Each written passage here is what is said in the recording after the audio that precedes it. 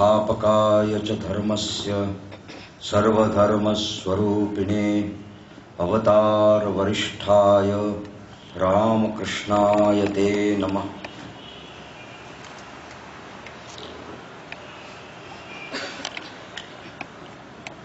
भगवान श्री रामकृष्ण के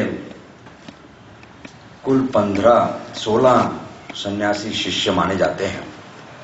उसमें सबसे प्रधान शिष्य स्वामी विवेकानंद और बाकी जो 15 बचे उनमें एक और ये हम स्वामी त्रिगुणातीतानंद जी के बारे में आज कुछ थोड़ी सी चर्चा करेंगे। श्री रामकृष्ण के संपर्क में आकर ये सभी लड़के जीवन के चरम आध्यात्मिक अवस्था को प्राप्त करते हैं, अपने जीवन में पालन करके मनुष्य समाज को एक रास्ता दिखाते हैं। सभी के सभी ये ब्रह्मज्ञानी हैं। स्वामी जी ब्रह्मज्ञानी थे, वैसे ही बाकी ये सभी शिष्य सभी के सभी ब्रह्मज्ञानी हैं। यह रामकृष्ण मिशन की परंपरा है कि हम श्री रामकृष्ण, मां शारदा और स्वामी विवेकानंद को अपना केंद्र बनाते हैं और इसीलिए बाकी इन 15 शिष्यों के जीवनी तो लिखी गई है, भक्त लोग पढ़ते हैं, लेकिन उसकी बहुत अधिक चर्चा इत्यादि नहीं की जाती। उसके पीछे एक विशेष कारण है। कभी कभी ऐसा लगता है, मुझे ही लगता था, सब के सब ब्रह्मज्ञानी हैं, क्या अद्भुत इनमें क्षमता थी कि शायद विवेकानंद जैसे वटवृक्ष के नीचे इन लोगों का कोई प्रकाश ही नहीं दिखाई देता। तो अगर शायद विवेकानंद कुछ ऐसे भी कहते हैं कि विवेकानंद ने 39 साल में देह छोड़ दिया इसीलिए कि बाकी उनके गुरु भाई मिलकर के अपने इस आध्यात्मिक अनुभूति और उपलब्धि का प्रकाश कर सकें। तो इन्होंने भी अद्भुत अद्भुत सब कार्य किए हैं, लेकिन वैसा प्रचार उनके कार्यों का नहीं हुआ। तो थोड़ा सा दुख होता था कि ऐसा क्यों नहीं हुआ, होना चाहिए था। ये सबके सभी इतने अद्भुत प्रतिभाशाली हैं, क्या प्रचंड कार्य किया है। फिर बात ऐसे सोचते सोचते ही ऐसा ही एक प्रश्न मैंने एक हमारे वरिष्ठ सन्यासी काशी में थे उनसे किया था कि ऐसा क्यों नहीं हुआ करके। तब उन्होंने जो उत्तर दिया वही मुझे बहुत समीचीन लगता है, इसलिए मैं आपके सामने रखना चाहूंगा। कहते हैं वो कि मनुष्य समाज की यह दुर्बलता है कि हम तत्व की जगह व्यक्ति को प्रधानता देते हैं और इसलिए ब्रह्मज्ञानी जैसे अद्भुत प्रतिभाशाली व्यक्ति एक एक संप्रदाय बना सकते हैं। जो हम रामकृष्ण संघ के बाहर में एक ब्रह्मज्ञानी जब होता है तो उसको लेकर के ऐसे आश्रम और कितनी कुछ बनते हैं करके।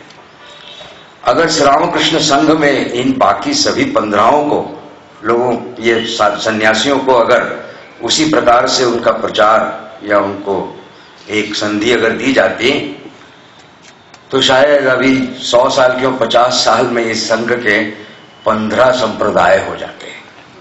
इसलिए श्री रामकृष्ण के शिष्य स्वामी ब्रह्मानंद, स्वामी विवेकानंद और स्वामी शारदानंद, जिन्होंने इस संघ की प्रशासन की व्यवस्था की थी, उन्होंने ही यह निर्णय रखा था कि आदर्श के रूप में केवल श्री रामकृष्ण, मां शारदा और स्वामी विवेकानंद को ही रखा जाए। बाकी सभी हैं, अगर कोई व्यक्ति जानना चाहे तो उनके बारे में ज्यादा जानकारी किताबों के द्वारा प्राप्त कर सकता है। व्यक्तिगत संपर्क से वो और भी अधिक जानकारी प्राप्त करके लाभान्वित हो सकता है, क्योंकि संघ को उनको चलाना है, संघ का विभेद नहीं करना। मुझे बड़ा अच्छा लगा ये बात सुनकर कि हाँ, बात तो ऐसी है। एक व्यक्तित्व को लेकर के ही कितनी बातें हो जाती हैं, कितने ही जगह ऐसे देखा जाता है। एक व्यक्तित्व पूर्ण अद्भुत प्रतिभाशाली ब्रह्मज्ञानी शायद ना भी हो, लेकिन ऐसा कोई सन्यासी निकले तो उसको लेकर के ही उनके विशिष्ट भक्त मंडली निर्माण हो जाती है, जो फिर बाकी दूसरों को मानते नहीं हैं। और कभी कभी ऐसा भी होता है कि वे रामकृष्ण को भी जैसे साइड में रख देते हैं। ऐसा ना हो, इसलिए ही उन प्राचीन प्रवीण साधुओं ने चिंता करके ही संघ की उन्नति न केवल कुछ साल बल्कि सैकड़ों हजारों साल तक चले, इसी उद्देश्य से रामकृष्ण भक्त परंपरा में केवल श्री रामकृष्ण, स्वामी विवेकानंद और श्री मां शारदा को ही आदर्श रखा है। लेकिन ये निश्चित रूप से जानिए, आज यह प्रसंग है स्वामी त्रिगुणातीतानंद जी की 150वीं जयंती के निमित्त हमारे ही प्रमुख केंद्र बेलूर मठ के द्वारा आदेश हुआ है, इसलिए ही उसकी थोड़ी सी चर्चा हम यहां करेंगे। लेकिन याद रखिएगा, त्रिगुणातीतानंद के आदर्श भी श्री रामकृष्ण ही थे और हम सबके आदर्श भी श्री रामकृष्ण ही है। जैसे एक फूल का गुच्छा बनाया जाता है, बुके बोलते हैं उसको, उसमें अनेक रंग के फूल, अनेक प्रकार के फूल इकट्ठे करके उसे हम तैयार करते हैं। वैसे ही अनेक छटाओं वाले ये श्री रामकृष्ण के शिष्य हैं। 15-16 अलग अलग छटाएं और रंग, और हर एक की अपनी एक अपूर्व शोभा है। त्रिगुणातीतानंद जी का घर का नाम था शारदा प्रसन्न। माता पिता ने मां दुर्गा की शायद विशेष पूजा अनुष्ठान मन्नत आदि करके इस पुत्र को प्राप्त किया, इसलिए ही नाम रखा शारदा प्रसन्न। कोई कोई उन्हें शारदा करके ही बुलाते थे या फिर कोई कोई प्रसन्न करके बुलाते थे। बाद में सन्यास के बाद स्वामी जी ने रीति डाल दी कि उनको त्रिगुणातीत करके ही बुलाया जाता था। शारदा प्रसन्न के पिताजी शिव कुमार शिवकृष्ण मित्र ये एक धनी जमींदार परिवार के थे। शारदा प्रसन्न के नाना जी भी बहुत ही धनी जमींदार थे, लेकिन नाना जी तो कारोबार में बड़े दक्ष थे, लेकिन शारदा प्रसन्न के पिताजी धनी थे लेकिन धार्मिक थे। अधिकांश समय पूजा अर्चा में गुजारा करते थे। और शारदा प्रसन्न का जन्म होने के बाद 3 साल के बाद ही उन्होंने अपना गांव, नौड़ा करके गांव है, अभी शायद 6 महीने या 1 साल हुआ है, उनके जन्म स्थान पर रामकृष्ण मिशन का एक केंद्र शुरू हुआ है, नौड़ा में अभी हुआ है। वहां से उनको कलकत्ता नंदन बगान में, वे अपने एक मकान में वहां जो उन्होंने पहले से खरीदा था वहां पर आकर के रहते हैं। उनके बचपन की घटनाएं इत्यादि के बारे में विशेष जानकारी मिलती नहीं है, क्योंकि शारदा प्रसन्न बाद में सन्यासी होने के बाद में अपने पूर्व परिचय के बारे में विशेष कभी उन्होंने चर्चा की नहीं।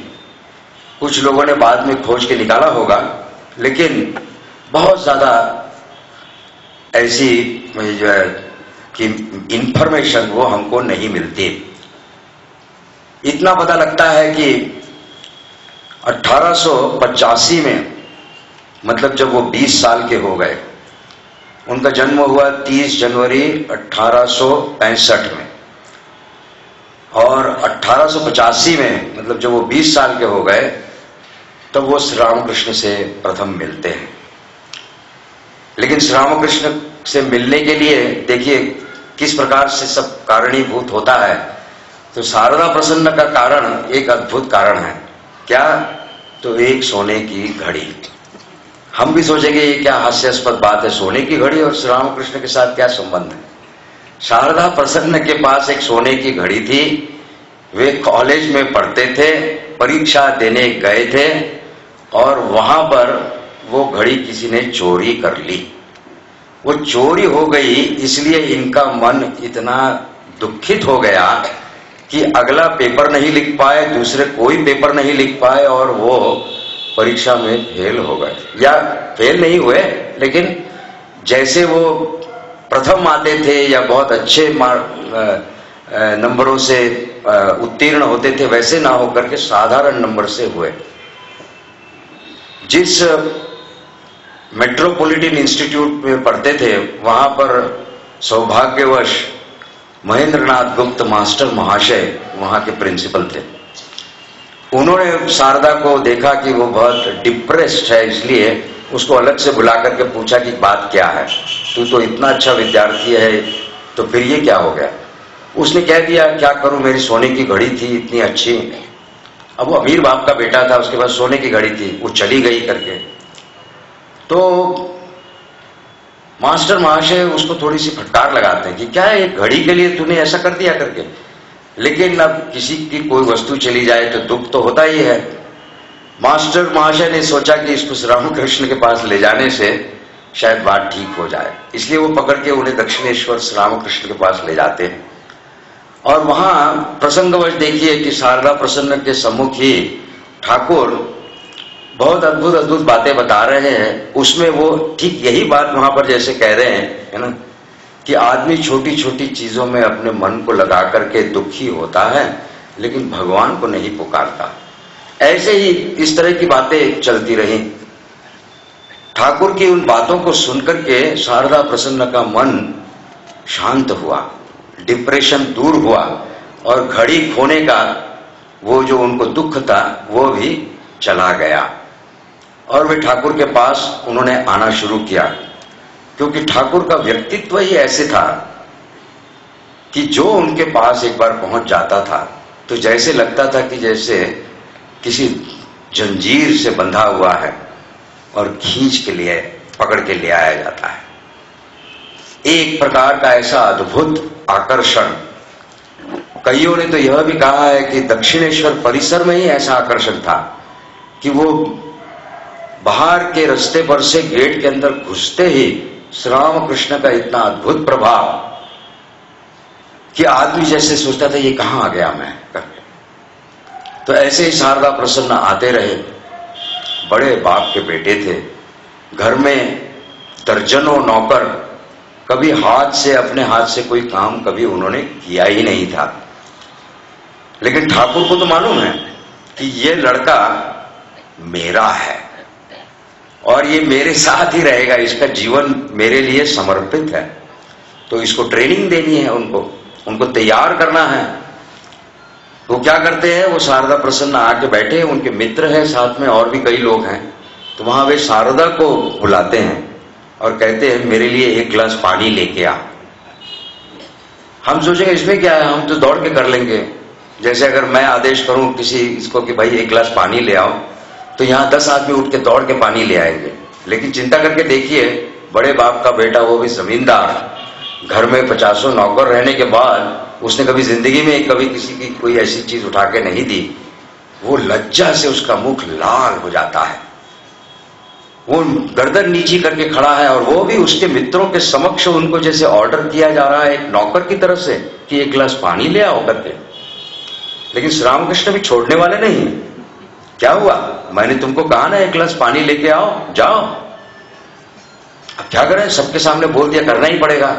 तो वे जाते हैं, पानी लेके आते हैं, देते हैं, ठाकुर पानी पीते हैं। उसके बाद में और भी बातें होती हैं। फिर घर वापस जाते जाते शारदा प्रसन्न को फिर मालूम पड़ता है मेरे अंदर में यह जो अभिमान है कि मैं श्रेष्ठ हूं, इस श्रेष्ठ अभिमान को चूर्ण करने के लिए ही श्री रामकृष्ण ने मुझसे यह करवाया।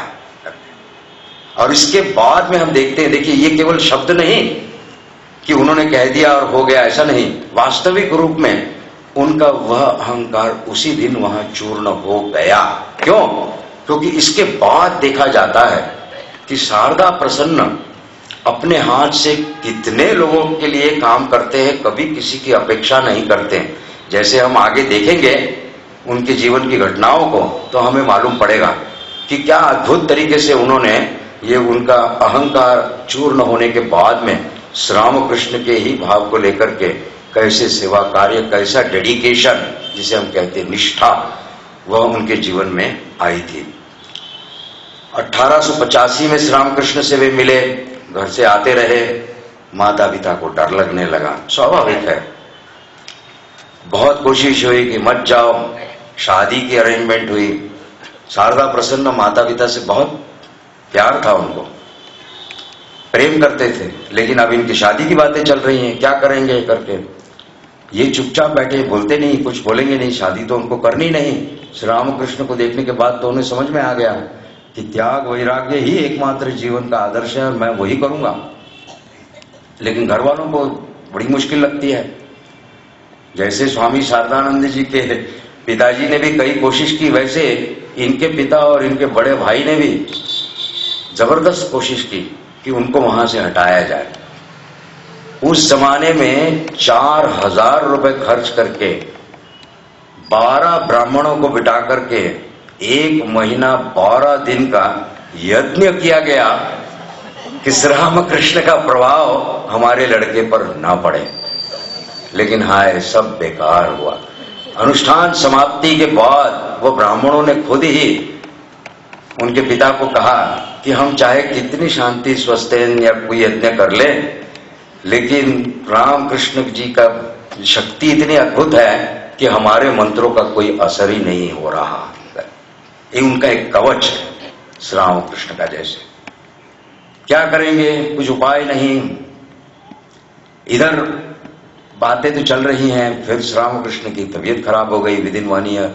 कुछ महीनों में शामपुकुर वाटी में लाया गया, फिर काशीपुर में आया।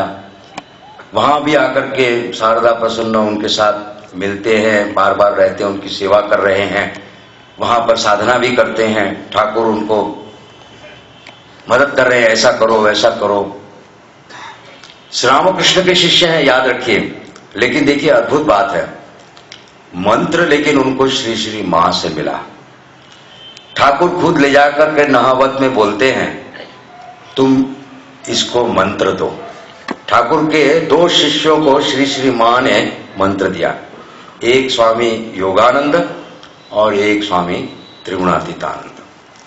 दोनों ही बाद में श्री श्री मां की सेवा में लगे थे। इतना ही नहीं, वो मां शारदा को उन्होंने बता के रखा था कि ये अपने पिता को न बोल करके आता है यहाँ पर, इसलिए वापसी का गाड़ी भाड़ा तुम उसको देना। और मां को पता लग जाता था कि शारदा प्रसन्न आया है, इसलिए जैसे ही वो आया तो वो नहावत के कमरे के बाहर की जो चौखट है वहां पर वो पैसा रख देती थी। तो उसको फिर कहने की जरूरत नहीं पड़ेगी, वो जब वापस जाएगा तो आएगा, चौखट से पैसा उठाएगा, गाड़ी करेगा, घर जाएगा। ठाकुर कितनी सब व्यवस्था करते हैं अपने शिष्यों के लिए। मत सोचिए कि केवल सन्यासी शिष्यों के लिए ही ऐसी करते हैं। जब दक्षिणेश्वर में थे तो ठाकुर गृह भक्तों के लिए भी बहुत सारी व्यवस्थाएं करते हैं। और ऐसा भी मत सोचिए कि जब वो थे तब करते हैं।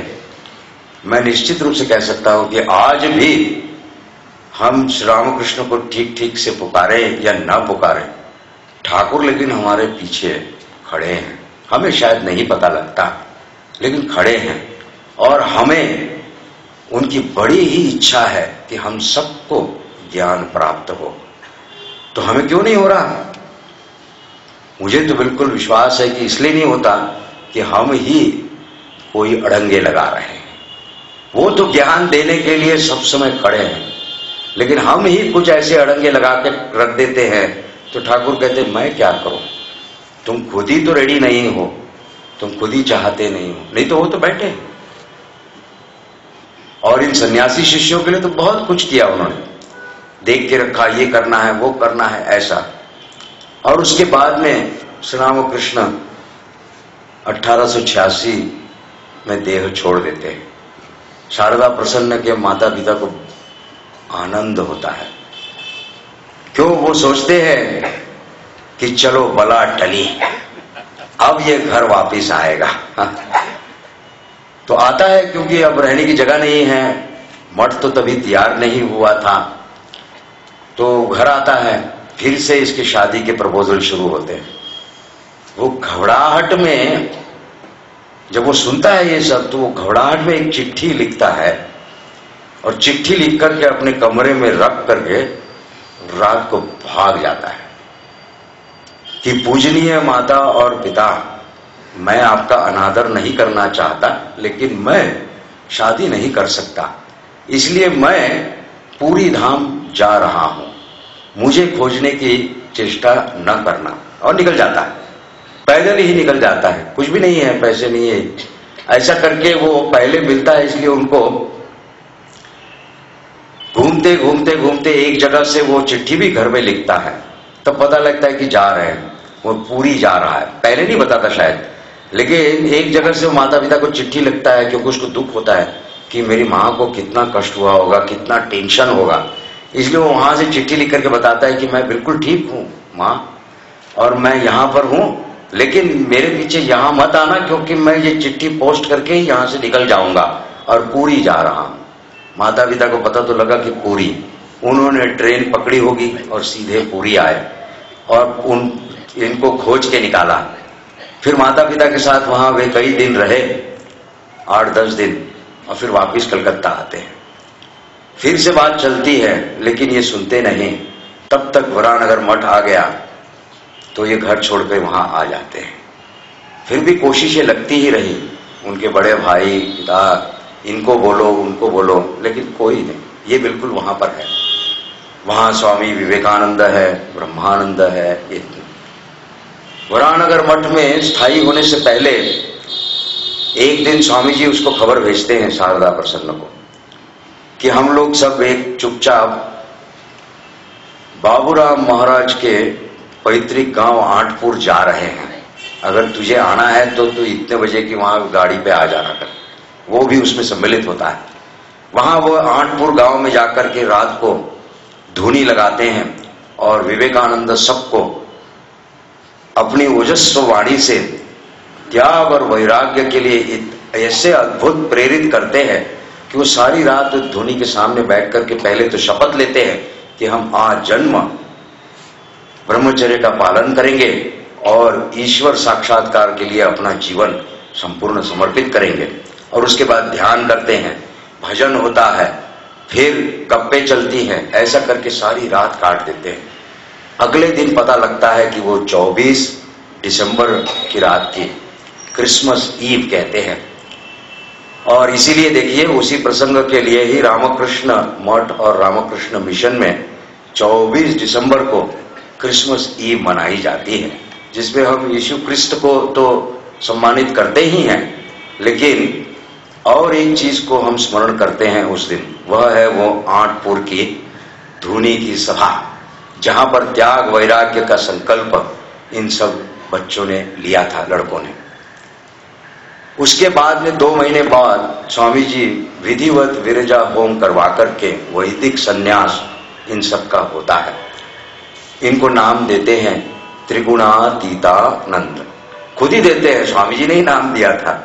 और नाम देने के बाद फिर बोलते हैं, इतना लंबा नाम मैं नहीं बोल पाऊंगा, इसलिए मैं तेरे को शॉर्ट में त्रिगुणातीत करके बुलाऊंगा करके। और उन्होंने उस तरह से बुलाना शुरू किया, तो फिर बाकी भी सभी लोग त्रिगुणातीत त्रिगुणातीत करके ही बोलते थे। शारदा प्रसन्न फिर कहीं पीछे रह गया।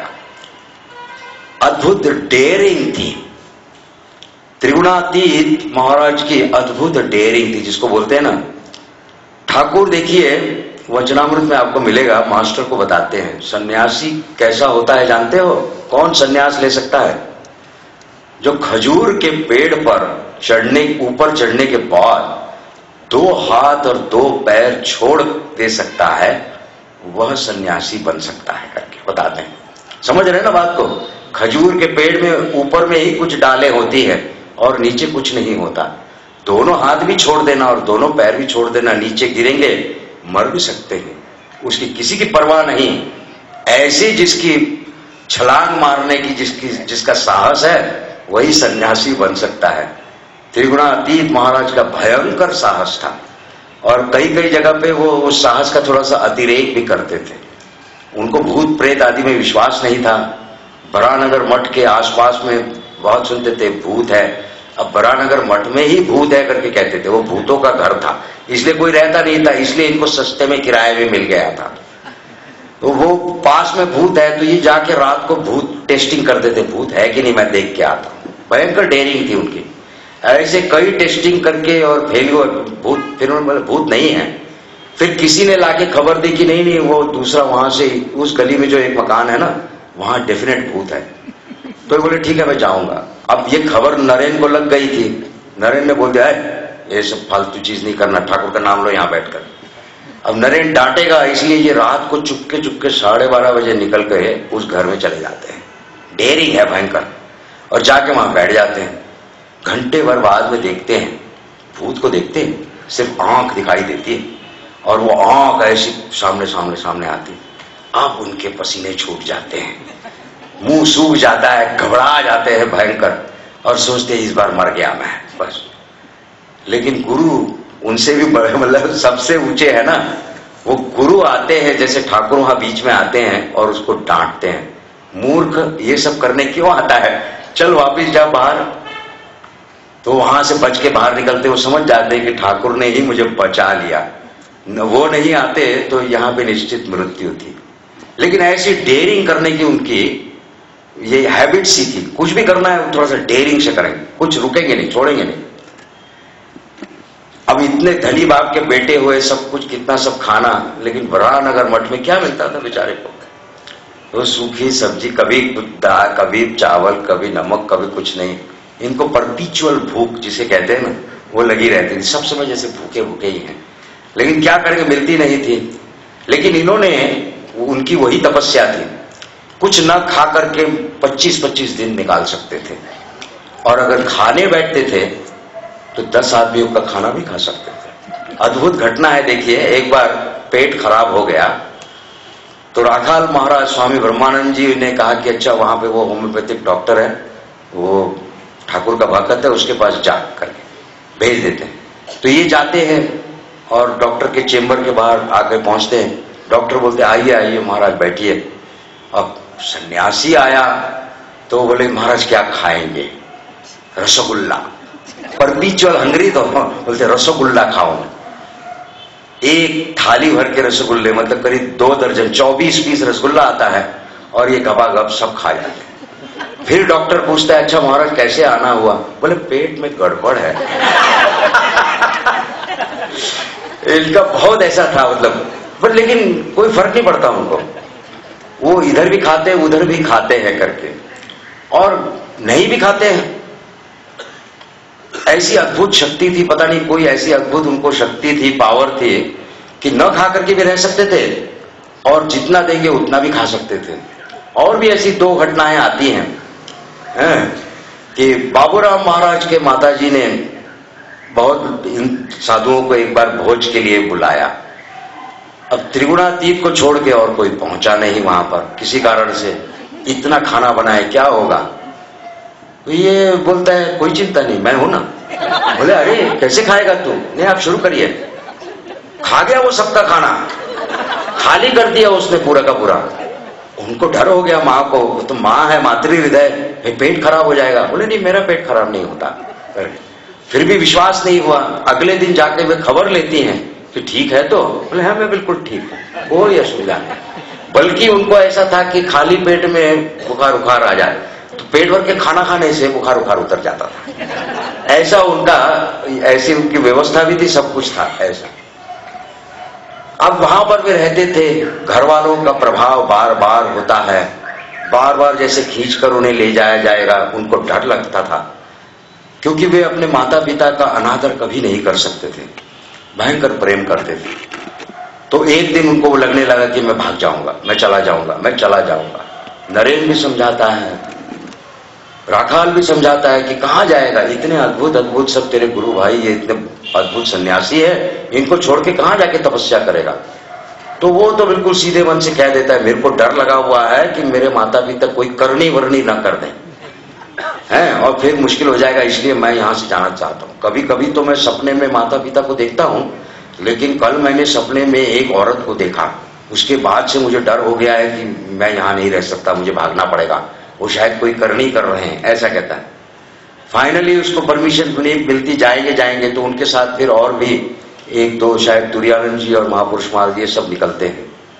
ऐसे उनके परिव्राजक के दिन बहुत सारे हैं, जाते हैं फिर वापिस आते हैं, फिर जाते हैं फिर वापिस आते हैं। अब विस्तृत उनकी भक्त मालिका में है, अंग्रेजी में भी है, उसके बाद में कबीरान जी ने लिखी हुई, उसके बाद ये चेतनानंद जी की लिखी हुई गॉड लिव्ड विद देम, उसमें देखेंगे वहां सब डेट वाइज ईयर वाइज कहां कहां घूमे, किनके साथ मुलाकात हुई, ये सब बातें हैं। उस परिव्राजक अवस्था में वो घूमते घूमते राजस्थान से गुजरात आते हैं, और बाकी एक साधुओं के दल के साथ में गुजरात के सब स्थान देखने के बाद मरुभूमि के उस पार हिंगलज एक तीर्थ है, उसको देखने की इच्छा होती है। ये सब साधु सोचते जाएंगे, लेकिन वो बहुत कष्टकर है, तो उसको थोड़ा पैसा चाहिए कि अगर ऊंट पे बैठकर चले जाएं तो पैसा लगेगा। वो साधु लोग कहते हैं, यार तुम बंगाली हो, और यहाँ पर वो एक बंगाली, पोरबंदर में एक बंगाली साधु आया है और वो दीवान जी के पास में रहता है, तो तुम बंगाली में बात करके कुछ पैसे मांग लो ना उनसे करके। तो ये आते हैं वहां पर और आकर के देखते हैं, अरे ये तो अपना ही नरेन है। और नरेन बोलता है, तू कहां से आ गया? शारदा को, अरे तू कहां से आ गया? फिर नरेन बोलता है, नहीं मैं पैसे वैसे नहीं मांग सकता। लेकिन दीवान जी को जब खबर लगती है तो वे सबको पैसे देते हैं, करते हैं, तो भेजते हैं हिंगलज। हिंगलज बहुत कठिन यात्रा है। ऐसे उन्होंने कितनी कठिन यात्राएं सब की, हिमालय घूमे। अद्भुत बात यह है, अखंडानंद जी महाराज तिब्बत गए थे, मानस सरोवर भी गए थे, लेकिन त्रिगुणातीतानंद महाराज भी गए थे। और वो जहां से गए वो बहुत ही कठिन है। उन्होंने बाद में इंडियन मिरर पेपर में उनके संस्मरण तिब्बत यात्रा के लिखे हैं, जो छप करके आए थे। वो एक किताब रूप में आपको मिलेंगे। त्रिगुणातीतानंद जी की एक जीवनी अलग से निकली है मोटी, उसमें वो पूरे के पूरे इंडियन मिरर में जो कुछ छपा था वो लिखा है। तो उसमें वो सब पढ़े, आप अगर चाहें तो पढ़ सकते हैं। बहुत अद्भुत वर्णन है वहां पर। 20,000 फुट पहाड़ी के ऊपर से जाते हैं, तो लोग उस वक्त में कहा करते थे कि वहां विष है, उस पहाड़ी के ऊपर विष है हवा में, इसलिए लोग मर जाते हैं या बेहोश हो जाते हैं। विष नहीं है। 20,000 फुट पे ऑक्सीजन कहां है? ऑक्सीजन इतना कम, 17,000 फुट पे ही ऑक्सीजन बहुत कम हो जाता है, तो 20,000 फुट पे कहां है? ऑक्सीजन के अभाव से लोग बेहोश हो जाते हैं। तो त्रिगुणातीतानंद जी वो सब लिखते हैं वो करके, और उनकी यात्रा का वर्णन करते हैं। वहां से जाते हैं, वापिस भी आते हैं। बद्रीनाथ से गए थे, बद्रीनाथ से रास्ता बहुत कठिन है, वो सब करके आए, बहुत कुछ घूमे, फिर वापिस भी आते हैं यहां पर। और फिर कलकत्ता में आने के बाद में जब वो इंडियन मिरर को उन्होंने वो सब लिखा, उसके बाद कलकत्ता में उन्होंने कुछ लेक्चर भी दिए। वरानगर मठ में रहते समय गुरु भाइयों के साथ उन्होंने भी गीता, वेदांत, शास्त्र ये सब पढ़ा। उनकी एक अद्भुत निष्ठा थी कि जो चीज पकड़ ली उसको जब तक खत्म न कर ले उसके पीछे लग जाते थे वो। तो जब वो शास्त्र पढ़ने बैठे तो फिर बाकी सब भूल गए, फिर दिन रात शास्त्र पढ़ते थे। फिर एक बार अगर धुन लगी कि मैं जप करूंगा तो वो दिन रात जप करते थे। महापुरुष महाराज उसको विनती कर रहे हैं कि दरवाजा खोल के बाहर आ जा, थोड़ा खाना खा ले। नहीं अभी मैं जप में बात ही नहीं देती, बहुत विनती करके बेटा बाहर आ जा। ये सब वो छोटा था ना, महापुरुष महाराज जी की उम्र थी, स्वामी जी भी बड़े थे। बाहर आ जा, बाहर आ जा, बाहर आ जा शारदा, बाहर आ जा। वो आता नहीं था। फाइनली अब महापुरुष महाराज इतना बोल रहे करके बाहर आता है, ऐसे ऐसे करके बताते हुए बोलता है कि अगर मैं खाऊंगा तो मेरा जप का क्या होगा? तो महापुरुष महाराज उसको बोलते हैं कि तू खाना खा और मैं तेरे को स्पर्श करके बैठता हूं और मैं जप करूंगा, मतलब तेरा जप हो जाएगा करके। तो वैसा वहां वरानगर मठ में करते। एक बार धुन सवार हो गई तो उसको बिल्कुल पकड़ करके एंड तक ले जाना, ऐसा उनका था। इसलिए जब उन्होंने ये तिब्बत के संस्मरण वहां पर लिखे और वो जब छप करके आए तो उनके दिमाग में वो आइडिया आने लगी 1896 में है, ये वेदांत और इसके शास्त्र और गीता और ठाकुर के विचार, इनको अगर एक ऐसे पेपर बनाया जाए और लोगों में बांटा जाए अगर सर्कुलेशन करके, तो बड़ा अच्छा होगा। तो वे नरेन को चिट्ठी लिखते हैं अमेरिका में कि मैं सोच रहा हूं अगर ऐसी एक मैगजीन बने, साप्ताहिक बने या कोई ऐसा बने कि जिसमें वेदांत के विचार, ठाकुर के विचार इत्यादि इन सबको हम दे करके भक्तों को दिया जाए। स्वामी जी कहते हैं आइडिया तो बहुत अच्छी है तेरी, लेकिन उस वक्त में वो संभव नहीं हो पाई, उसको और 3 साल लग गए। स्वामी जी अमेरिका से वापिस आते हैं और फिर खुद जोसेफिन मैक्लाउड ने उनको 1000 रुपए दिए थे उस समय कि आपको जैसी इच्छा खर्चा कर सकते हैं करके। तो स्वामी जी त्रिगुणातीत को बुला करके कहते हैं त्रिगुणातीत ये ले 1000 रुपए तेरे मैगजीन के लिए। और फिर और एक भक्त आता है, वो उस वक्त में था वहां पर खड़ा, वो बोलता है मैं भी 1000 देता हूं। प्रिंटिंग प्रेस खरीदी जाती है, एक जगह किराए पे ली जाती है और फिर पत्रिका तैयार होगी, सब्सक्रिप्शन वो खुद ही घूम घूम करके सब्सक्रिप्शन करते हैं। टाइप सेटिंग करने वाले 1 या 2 लड़के हैं, वो भी करते हैं। वो जब चले जाते हैं तो ये खुद ही टाइप सेटिंग करते हैं। यही झाड़ूदार है, यही एडिटर है, यही प्रूफ रीडर है, यही सब कुछ है। बाद में वो शायद सैलरी ने वो भी चले गए टाइप सेटर, तो वो खुद ही टाइप सेटिंग करते थे। यही सब्सक्रिप्शन जमा करने के लिए रस्ते रस्ते घूमते थे।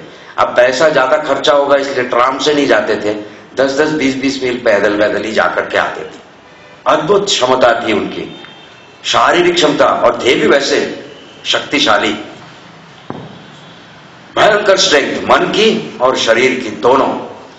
अपने ही आप से किया। रात को सिर्फ 3 बजे से 4 बजे तक सोते थे और बाकी 23 घंटा उन्होंने अपना पूरा मन उस पत्रिका में लगा दिया। पत्रिका का एक स्वरूप तैयार होकर के पहला अंक निकलेगा तो नाम क्या होना चाहिए, तो स्वामी जी से पूछा गया, स्वामी जी ने बताया होगा, तो उन्होंने नाम रखा उद्बोधन, मतलब जैसे जागृत हुआ ऐसा करके। स्वामी शिष्य संवाद में आपको वो प्रसंग मिलेगा, शरद चंद्र चक्रवर्ती के साथ स्वामी जी चर्चा कर रहे हैं, तो स्वामी जी कहते हैं हाँ हाँ ठीक। शरद चंद्र चक्रवर्ती वर्णन करके स्वामी जी को बता रहे हैं कि त्रिगुणातीतानंद महाराज ने प्रेस में ठाकुर का फोटो लगा करके पूजा करके उसके बाद में पत्रिका को छापना शुरू किया करके।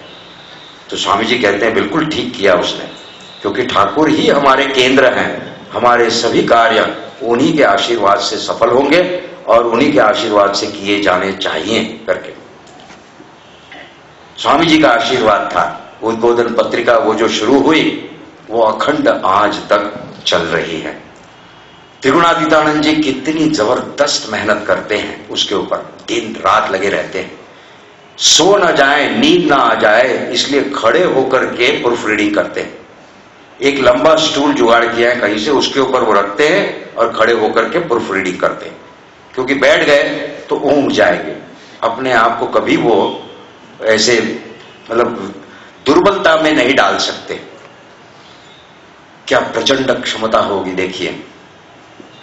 एक बार वो उनके खाने की बात बता रहा हूं, तो बाद में 1899 में जब ये उद्बोधन उन्होंने शुरू किया, उसके कुछ दिन बाद योगानंद जी महाराज ने, जो श्री मां शारदा की सेवा कर रहे थे, उनका देह चला गया, मतलब छोड़ दिया उन्होंने।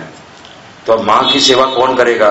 त्रिगुणातीतानंद जी लग गए मां की सेवा में, और मां को जयराम बाटी लेके जाना, वहां से वापस कलकत्ता लेके आना, जब भी ये सब काम करते थे। कलकत्ता में भी देखिए, इधर उद्बोधन के कार्य सभी कर रहे हैं, उधर मां की देखभाल भी करते हैं।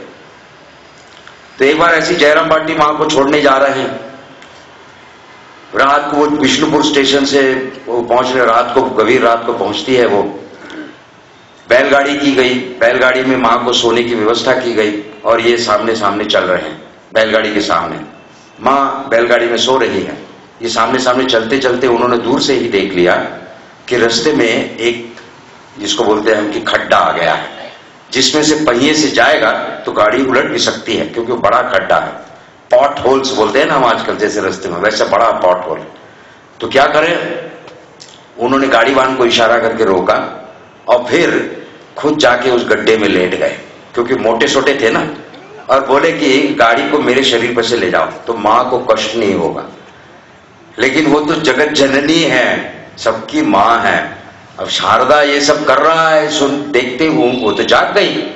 जाग करके बोले गाड़ी क्यों रुकी करके पूछताछ हुई। जब पता लगा तो फिर ऐसी फटकार लगाई त्रिगुणातीत को, क्या समझ करके रखा है?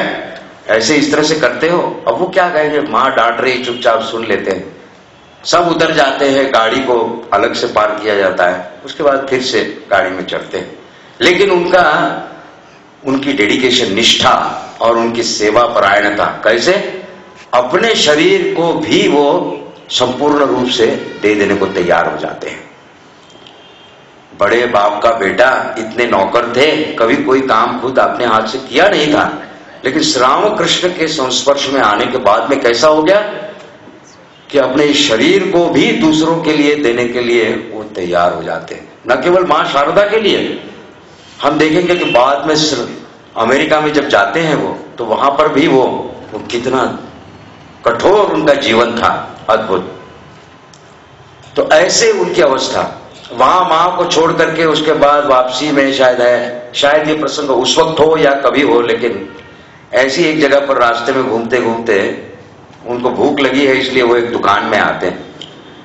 एक होटल होगा कोई गांव का, तो वो दुकान का मालिक, होटल का मालिक बोलता है खाना मिलेगा, कुछ दाम बताता है, इतने में भरपेट खाना खाया जा सकता है। तो त्रिगुणातीत महाराज बोलते हैं मैं आपको डबल टिबल पैसे दे देता हूं, क्योंकि मैं जरा ज्यादा खाता हूं। दुकानदार बोलता है नहीं, कोई प्रॉब्लम नहीं है, आप चिंता मत करिए, आप साधु बाबा हैं, आपको क्या चिंता है, आप खाइए ना, जितना खाना है उतने ही पैसे लूंगा मैं आपसे। 2-3 बार वार्निंग देते हैं, भैया मैं जरा ज्यादा खाता हूं, लेकिन वो सुनते नहीं है और फिर ये खाना खाने बैठते हैं, और बैठ करके दुकान के सारे चावल खत्म, दाल खत्म, ये खत्म, पता नहीं 20-25 आदमी का खाना बना था, सब खा गए। उसके बाद जब खाना खत्म हो गया तो दुकानदार हाथ जोड़ के, बाबा फिर कभी नहीं आना बोले फिर कभी नहीं आना इधर वो बहुत हो गया नहीं तो मैं तो लूट जाऊंगा। बोले मैं तो तेरे को बोल रहा था, तेरे को ज्यादा पैसे देता हूँ। बोले नहीं, साधु बाबा से मैं नहीं लूंगा, मैंने कान पकड़ लिए, अब आप फिर नहीं आना, काफी है, आप जाइए कर। यही कहानी त्रिगुणातीत महाराज बाद में साधुओं को, फिर अमेरिका में भी उनके जो शिष्य थे उनको सब सुनाया करते थे। अद्भुत क्षमता थी इनकी, खाने की भी, उपवास की भी, कष्ट करने की भी, कैसी उनकी प्रतिभा, ये सब है। यह सब शक्ति श्री राम कृष्ण के द्वारा ही मिलती है। महाराज ने पहले ही वर्णन करके आपको बताया, उनको वो फिस्टुला हो गया, ऑपरेशन करना था, डॉक्टर ने कहा क्लोरोफॉर्म लगा लो। बोले नहीं, वो सब करने की जरूरत नहीं। क्यों बोलते हैं जानते हैं? वो क्लोरोफॉर्म लेने से मैं अज्ञान हो जाऊंगा, मतलब होश चला जाएगा। होश नहीं गंवाना चाहते, क्योंकि होश चला गया तो ठाकुर को नहीं सोच सकूंगा ना, इसलिए वो नहीं। तुम आप करिए ना, बोले डॉक्टर को बोलता है आप करिए ना। वो डॉक्टर नर्सेस सब खड़ी हैं, वो चुपचाप बैठे निर्विकार एकदम। कितना सब हुआ, लेकिन वो कभी ऐसा उफ आफ ऐसा भी नहीं कि भौएं ऐसी सिकुड़ गई है, कुछ नहीं, स्थिर बैठते हैं। ये तभी संभव है कि जब देह से अपने चैतन्य को पृथक कर लिया जा सकता है। तब एक ब्रह्मज्ञानी की ही यह क्षमता होती है कि वो अपने चैतन्य को देह से संपूर्ण रूप से पृथक कर देता है, ताकि देह में होने वाले जो कुछ, जो क्षण, ये क्षति, ये सब, उससे कोई फर्क नहीं पड़ता। गीता में आता है श्लोक ऐसा, जानते हैं ना आप लोग, तो सब विद्वान हैं, मुझे कोटेशन देने की जरूरत नहीं, कि आपके लिए होमवर्क है, अगले साल आके पूछूंगा गीता में कौन सा श्लोक है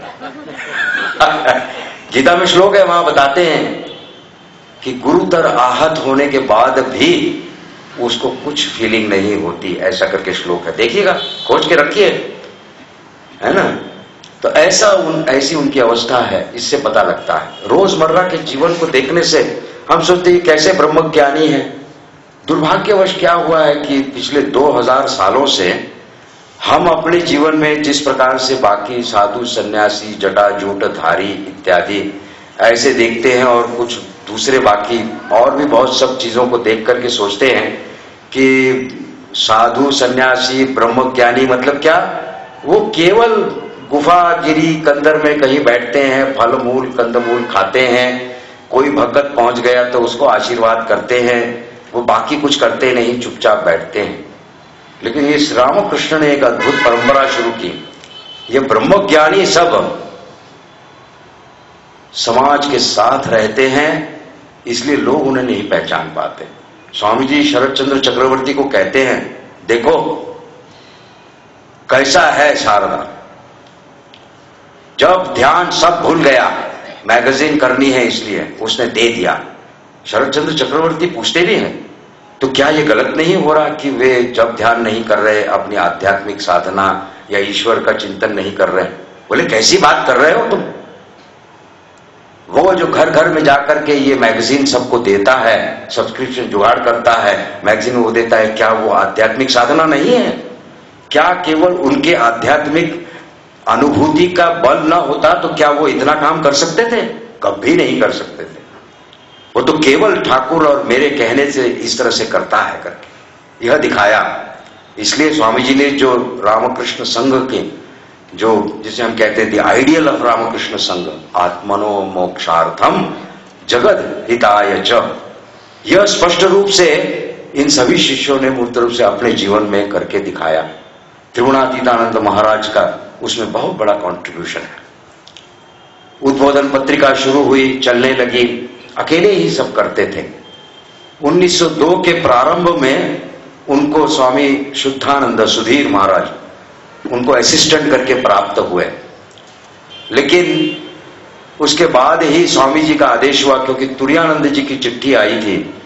स्वामी जी तुरानंद जी को 1899 में अपने साथ अमेरिका लेके गए थे और फिर सैन फ्रांसिस्को में पहुंचकर उन्होंने वहां पर यह घोषणा की थी कि मैंने जो सब तत्व आपको बताए उसकी जीवंत मूर्ति यह मेरे गुरु भाई स्वामी तुरानंद है। भगवत गीता को अगर जानना चाहते हो तो तुरानंद को देखो तो भगवत गीता समझ में आ जाएगी। गीतोक्त साधु ऐसा करके ही वर्णन किया है उन्होंने। तुरानंद जी वहां रहे। स्वामी जी को एक उनके ही एक शिष्य या एडमायरर ने 160 एकड़ जमीन सेंट एंटोनियो वैली, बहुत दूर है सैन फ्रांसिस्को से, काफी दूर है, बहुत कष्टकर जगह है, पानी नहीं है, ये नहीं, बहुत, वो जमीन दान की। वहां पर शांति आश्रम शुरू किया गया था। शांति आश्रम के अद्भुत सब अनुभव है, वो भी किताबों में छपे हैं, आप पढ़ सकते हैं। लेकिन वो 2-3 साल में तुरानंद जी का शरीर एकदम खराब हो गया, तो वहां के भक्तों ने उनको इंडिया वापस भेजने की व्यवस्था की और बेलूर मठ को एक विनती की कि दूसरे एक स्वामी जी को भेजा जाए। स्वामी विवेकानंद ने खुद त्रिगुणातीत महाराज का चयन किया और उसे आदेश किया कि तुम अमेरिका के लिए रवाना हो जाओ, मतलब तैयारी करना शुरू कर दो करके। यह आदेश देने के कुछ ही दिनों में, शायद महीने 1.5 महीने में, स्वामी जी ने देह छोड़ दिया। पूरे बेलूर मठ और गुरु भाइयों में दुख की छाया फैल गई, मतलब दुख से प्लावित हो गए, अभिभूत हो गए सभी, क्योंकि एक इतना अद्भुत, एक जैसे इतनी बड़ी एक दीवार गिर जाए, जैसे पूरा मकान ही टूट करके गिर जाए, ऐसी अवस्था हो गई। लेकिन त्रिगुणातीत महाराज स्थिर थे। स्वामी जी ने आदेश कर दिया ना अमेरिका जाना है, no change in the plans. वो ठीक गए। 1902 में नवंबर में शायद वो निकले और जनवरी 1903 में सैन फ्रांसिस्को पहुंचते हैं। वहां पर वे सैन फ्रांसिस्को आश्रम, वेदांत सोसाइटी ऑफ सैन फ्रांसिस्को शुरू करते हैं वहां पर। और ये कह सकते हैं कि पाश्चात्य देशों में सबसे पहले हिंदू मंदिर निर्माण करने का श्रेय स्वामी त्रिगुणातीतानंद को ही मिलता है। 1906 की जनवरी को, 7 जनवरी को मंदिर बनकर के तैयार होता है और 15 जनवरी को मंदिर में ठाकुर की प्रतिष्ठा करके उसमें विधिवत कार्य शुरू होता है। और वे 1903 में पहुंच चुके हैं। देखिए 2-3 साल में उन्होंने सब रेडी कर दिया। और वो खुद कहते हैं कि इस मंदिर के निर्माण में अगर कुछ मैंने किया हो तो यह मंदिर टूट जाएगा, लेकिन अगर रामकृष्ण की इच्छा से यह मंदिर बना हो तो यह मंदिर कभी टूट नहीं सकता। ब्रह्मज्ञानी था, उसे शायद पहले से मालूम था, क्योंकि 1906 में ही, मुझे ठीक से महीना मालूम नहीं, लेकिन शायद कुछ ही महीनों में सैन फ्रांसिस्को में एक भयंकर भूमिकंप होता है। Very famous earthquake of San Francisco 1906 का माना जाता है। आधे से ज्यादा सैन फ्रांसिस्को पूरा का पूरा टूट के नष्ट हो गया।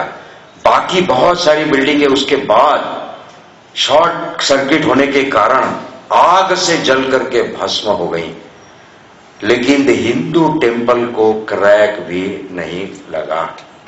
त्रिगुणातीत महाराज के शब्द सत्य हुए। उस रामकृष्ण की इच्छा से ही मंदिर बना था, उसे कुछ नहीं हुआ। वो वैसा का वैसा आज भी वहीं खड़ा है। जगह ली गई, पहले तो किराए पर चलता था। त्रिगुणातीत महाराज के ही प्रयत्न से प्लॉट देखा गया और बहुत ही कर्मठ थे, मतलब जिस चीज को पकड़ लेंगे उसको छोड़ेंगे नहीं। तो आए, क्लास लेते, सब कुछ करते हैं। फिर उनके दिमाग में आया अपनी जगह होनी चाहिए, किराए पे क्यों रहेंगे। तुरंत वो भक्तों की एक कमेटी बनाते हैं। कमेटी बना करके कहते हैं जगह खोजो। अब वो भक्त बोलते हैं स्वामी जी कल चलेंगे, we will go tomorrow, maybe on Monday. Why Monday, why not now. निकले, जाके खुद ही खोज करके जगह खोज के निकालते हैं और बोलते हैं हाँ ये वाली जगह है, इसमें होगा करके। वो जगह खरीदी जाती है, और इतना ही नहीं, और भी एक जगह दूसरी भी खरीदी जाती है, और थोड़ा सा दूर में, वहां से 1.5 घंटे का गाड़ी का रास्ता था, वहां से दूर ऐसी, वहां पे बहुत बड़ा प्लॉट खरीदते हैं, बहुत बड़ा प्लॉट। यहां पे वो मंदिर बनाते हैं, और वहां उनकी इच्छा थी कि एक वेदांत कॉलोनी बनेगी। मतलब वेदांत के जो भक्त हैं वो उस प्लॉट पे अपना अपना घर बनाएंगे और वहां रहेंगे और वैदांतिक जीवन यापन करेंगे, ऐसा उनका उद्देश्य था। बहुत ऐसे दूरदर्शी विचार करते थे। तो वो किया उन्होंने, वो प्लॉट्स उन्होंने, बाकी जिन जिन भक्तों को चाहिए था वो उन्होंने बेचे भी बाद में। ये तुम्हारा है, ये तुम्हारा है, पूरा लैंड तो उन्होंने ले लिया था। फिर ये सब किया, मंदिर बना, रेगुलर क्लास लेते थे, लेकिन भयंकर डिसिप्लिनेरियन थे, मतलब बहुत कड़क आदमी था। भक्त जो आते हैं तो टाइम के बड़े पक्के। उनका वो, उनकी नियमावली उनकी डायरी में लिखी है कि वो लेक्चर देने के लिए कैसे खड़े होते थे। बोले वो लेक्चर देने से पहले वो ठाकुर का स्मरण करके वो बैठते थे, उसके बाद में थोड़ा सा जप करते थे, उसके बाद में फिर वो लेक्चर देने के लिए जाते थे। और फिर उन्होंने लिख के रखा डायरी में, and when you start the lecture, जब लेक्चर शुरू करोगे तो क्या करो, बोले ये सोचो कि सामने तुम्हारे कोई नहीं बैठा, केवल रामकृष्ण है, तुमको उस ठाकुर को सुनाना है, किसी और को नहीं सुनाना, और बोलते चले जाओ बस। ऐसा था। ठाकुर का उत्सव करते हैं तो ये सुबह 6 बजे से रात को 9 बजे तक मंदिर में वहीं खड़े हैं, बैठते नहीं। वहां पे तो आज यहां जैसी पूजा ये वो सब कुछ नहीं, थोड़ा सा कुछ होता है। 3 लेक्चर खड़े खड़े दे दिए, 11 बजे एक, 3 बजे एक, 6 बजे एक। बीच में भजन गान करो, ये करो, मेडिटेशन करो। ये खड़े हैं, एक टेबल सिर्फ रहता था, चेयर भी नहीं, एक टेबल ऐसा रहता था, और उसके पीछे वो ऐसे घूमते रहते थे। फिर मेडिटेट करके भक्तों को बोलो, सब मेडिटेट कर रहे हैं। उसके बाद में नाउ मेडिटेशन ओवर, फिर लेक्चर देते थे। उसके बाद में फिर सिंग सॉन्ग्स, सबको भजन के लिए, और सबको गाना पड़ेगा, ऐसा उनका था। बहुत स्ट्रिक्ट थे। वो शांति आश्रम में भी गए, शांति आश्रम में हर साल 1 महीना जाते थे। बहुत स्ट्रिक्ट रूल, 3:45 बजे सबको उठना ही पड़ेगा, और फिर लाइन से एकदम आना पड़ेगा, मंदिर में बैठ करके जब ध्यान करना पड़ेगा, आश्रम के काम करने पड़ेंगे। 1 किलोमीटर दूर से पानी लाना पड़ता था, पीने का पानी, बर्तन धोने का पानी, ये सब भक्त लोग करते थे। और उसके बाद में फिर क्लास होगी, उसको फिर याद भी करना पड़ेगा जो बोला वो, और दोपहर को भी मेडिटेशन, रात को भी मेडिटेशन, यह सब। सबसे पहले ये उठते थे और सबसे लास्ट में ये सोते थे। ऐसा उन्होंने, उनका जीवन था। उनके कारण ही उनको देख करके और उनके इस त्याग तपस्या और इनकी निष्ठा को देख करके वहां कई तरुण वहां पे रहने शुरू हो गए आश्रम में। तो उन्होंने कह दिया ठीक है आश्रम में रहो, बाहर नौकरी करो लेकिन आश्रम का काम करो। सबको 4 बजे वो उठा देते थे, चलो उठो मेडिटेशन। उसके बाद में अपने हाथ से खाना वो खुद ही खाना बना के खिलाते थे उन लड़कों को। वो जो सब यंग लड़के आए थे उनके पास में जो इस तरह का जीवन यापन करना चाहते थे, वो उनको वो खुद ही ब्रेकफास्ट बना के खिलाते थे। फिर उनको ऑफिस में जहां नौकरी करने जाना है जाओ। उसके बाद जैसे ही शाम को आते थे फिर उनका शुरू, पहले हाथ मुख धो के बैठो मेडिटेशन करने, उसके बाद में फिर रात का खाना मिलकर के बनाएंगे, फिर एक क्लास होगा, फिर 10, साढ़े 10, 11 बजे सोने के लिए जाते, फिर 4 बजे चालू। 365 डेज नॉन स्टॉप चलता है उनका। भयंकर उनकी निष्ठा, भयंकर उनकी शक्ति। लेकिन शरीर तो शरीर है ना, मन की शक्ति इतनी अधिक है, जिसको हम कहते हैं कि आत्मा इतनी, मतलब आत्मा की शक्ति से उनका मन और बुद्धि इतनी तेजी से जा रहा है, सुपर फास्ट स्पीड में है, बुलेट ट्रेन की तरह से। लेकिन जैसे अभी आजकल बुलेट ट्रेन के बारे में बोलते हैं ना कि बुलेट ट्रेन इंडिया में कैसे होगी, बुलेट ट्रेन के लिए ट्रैक ही नहीं है बोले, वैसे ही है कि उनका शरीर लेकिन उस स्पीड में नहीं चल पाता और प्रतिदिन और बहुत सारी समस्याएं निर्माण हो जाती हैं। लेकिन ये कभी उन्होंने उन समस्याओं की तरफ को नहीं देखा, वो लगे ही रहे। 50 साल की उम्र में सब खत्म। 1915 में जनवरी में देह छोड़ देते हैं। ये एक बहुत ही दुर्भाग्य है कि स्वामी त्रिगुणातीतानंद महाराज के ही एक शिष्य थे जो आश्रम में जैसे इन्होंने शुरू किया था वैसे रहते थे। बाद में त्रिगुणातीतानंद महाराज को मालूम पड़ा कि थोड़े से, आजकल उसको जानते हैं हम, उसको बोलते हैं सिजोफ्रेनिक, बोलते हैं सिजोफ्रेनिक हो गए थे। उस वक्त में ये शब्द वगैरह तो नहीं थे। खैर उनको तो वो त्रिगुणातीत उनको बताते हैं कि तुम ऐसा करो कि किसी गांव में जाके रहो, रूरल एरिया में, वहां की शांत वातावरण, शहर में ना रह करके शांत वातावरण में रहने से तुमको अच्छा लगेगा। वो आश्रम छोड़ के चला तो जाता है और ऐसे ही एक दिन क्रिसमस ईव सेलिब्रेशन होता है, अद्भुत, सब भक्त बहुत खुश होते हैं, सारी रात सारा दिन ये सब सेलिब्रेशन चलता है। उसके 2 दिन के बाद त्रिगुणातीत महाराज खड़े हैं इसके लिए लेक्चर देने, और वो वहीं सामने बैठा है और वो बॉम्ब फेंकता है। वो तो खुद मर जाता है उस बॉम्ब से। त्रिगुणातीत महाराज को वो भयंकर आहत कर देता है। उनको हॉस्पिटल में लिया जाता है, लेकिन उस जमाने में एंटीबायोटिक्स इतने सब नहीं थे और ऐसी मेडिकल व्यवस्था जो आज है वैसी भी नहीं थी, इमरजेंसी सर्विसेज। कोशिश तो बहुत की जाती है लेकिन देह टिक नहीं पाता।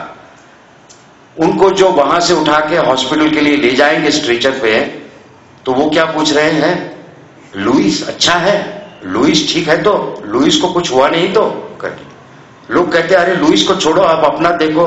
नहीं, उसकी गलती नहीं है बोले, वो तो इस तरह से इमोशनली करता है, उसकी गलती नहीं है करके बताते हैं बार बार। बाद में उनको बताया जाता है हॉस्पिटल में 1 या 2 दिन के बाद कि लुइस तो वहीं मर गया, उसी में ही डाइड इन दैट। उनको बड़ा दुख होता है। उनको मदद करने के लिए बेलूर मठ ने स्वामी प्रकाशानंद जी को भेजा था वहां पर उनको मदद करने के लिए।